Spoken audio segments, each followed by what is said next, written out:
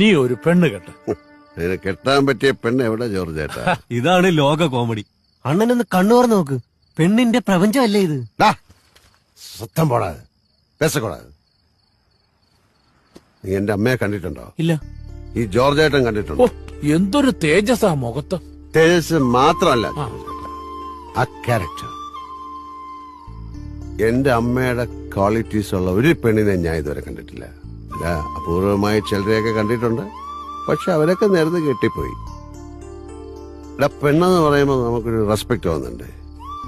ഇതെന്റെ പാർട്ട്ണറാണ്, അങ്ങനെ അഭിമാനിക്കാൻ തോന്നണ്ടേ?